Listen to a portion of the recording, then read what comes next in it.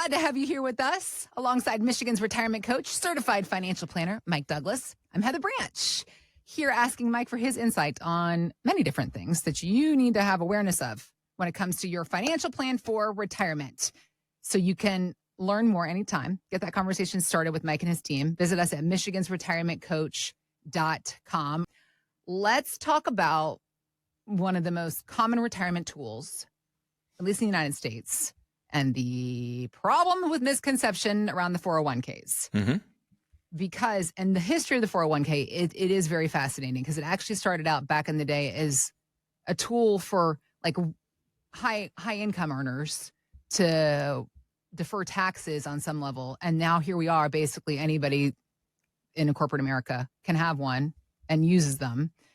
And they continue to come under increased scrutiny because, again, they were never intended to become a retirement plan. So wealth advisor Nicole Webb was telling Fox Business how 401ks, they are meant for saving. They are not the plan. Here's what she said.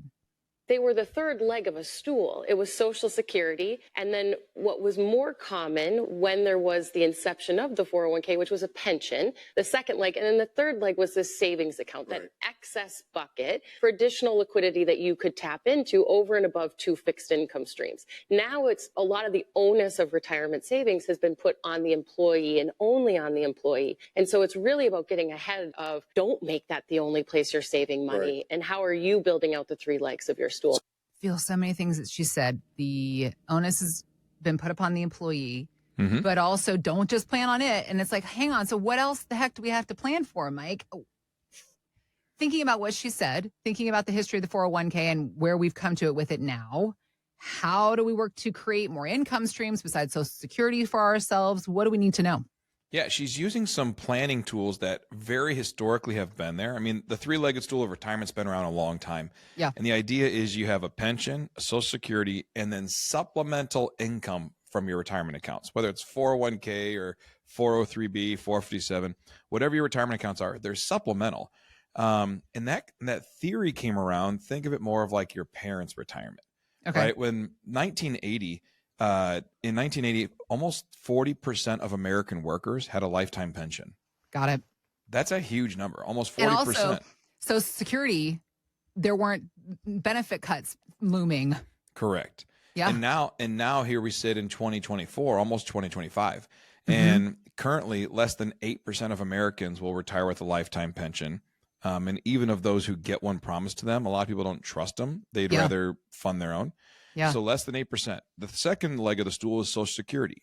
On the Social Security website, they tell us that without major reform within the next 12 to 13 years, we're looking at cuts of up to 25% for everybody. That includes those who are already receiving benefits plus future benefits. When you do that, when you have pensions disappearing, Social Security most likely not paying out all it was promised, your 401k goes from supplement to the primary source. It becomes one of the biggest things you can do to build a retirement plan. And yet we treat it like it's still a third leg of the stool. Right. We don't account for specific planning inside of it that is designed to use it how it's supposed to be. A lot of people don't understand the difference necessarily in a 401k or a Roth or all these different things. If you have questions about how they work, and the problem is when you try to go through it, there's a lot of confusing information online because people use financial language to explain a financial question. And it's like saying, I don't understand Chinese. And they say, well, let me tell you some Chinese so you can understand it. It just doesn't work. And so I think it's really good for people to have these conversations to understand it better. But to the point of what are you supposed to do with it now?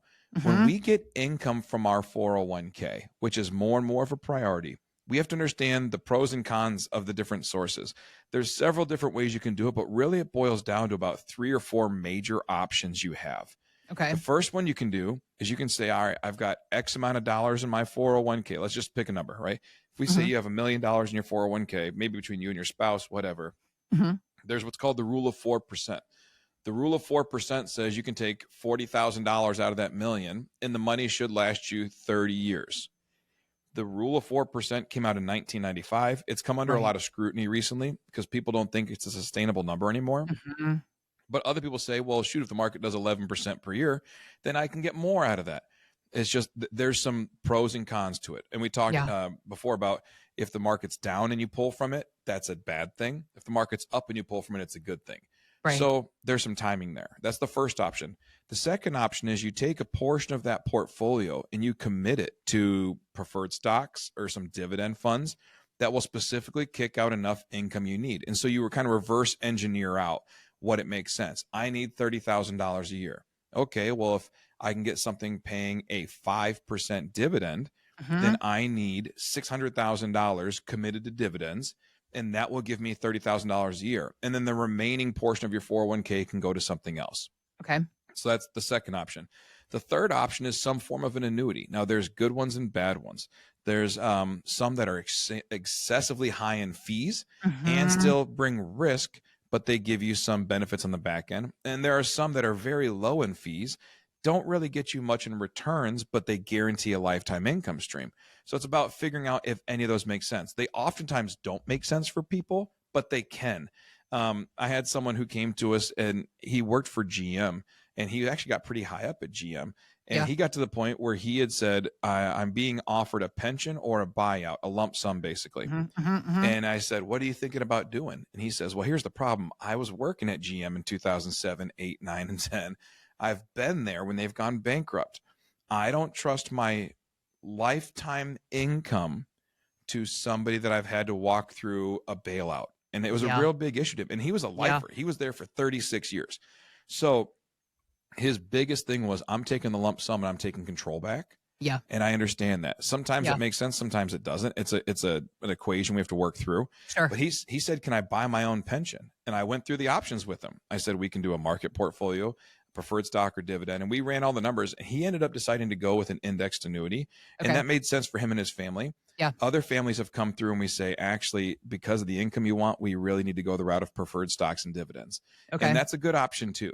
Yeah. But it's again, it's about him and his family. It's about you and your family. Yeah. We don't want to take generic things. We don't want to listen to some radio show or some podcast or some whatever. And some guy says, you should only do this. Like, that's not fair. You know, my family's different than their family. I had a 79-year-old client who said, are you invested like me, thinking that we should be invested the same? Like, I have skin in the game. Right. I You're said, like, no, I'm 41 years old and yeah.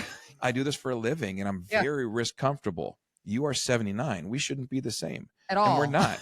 And she goes, oh, I guess that makes sense. And I understood where her heart was. She was like, she like, I want to be invested in what you're invested in, Mr. Financial Advisor. Like, give me what you got. She's like, if you're putting me into this, do you trust enough to put your own money into it? I said, I don't put my money into it, but my parents' money is in it. How about that? Got it. She goes, that sounds good. Okay. Okay. But that's what it is. It's about just making sure things make sense and that you have an income plan that is current. It's not using the three-legged stool if the three-legged stool doesn't apply to you. Now, if you still have a great lifetime pension, we have some people who come in with city pensions sometimes, and they're really, really healthy because of unique contracts, and we have to keep those.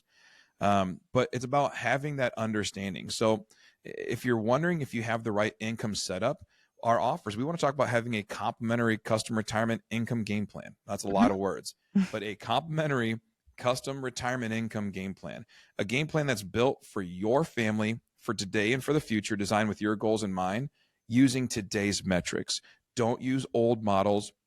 Don't use a rule of 4% if it doesn't work for you. Don't get sold an annuity if you shouldn't have an annuity. Do what makes sense for your family. Everyone's different. A custom retirement income game plan that helps you plan for the future.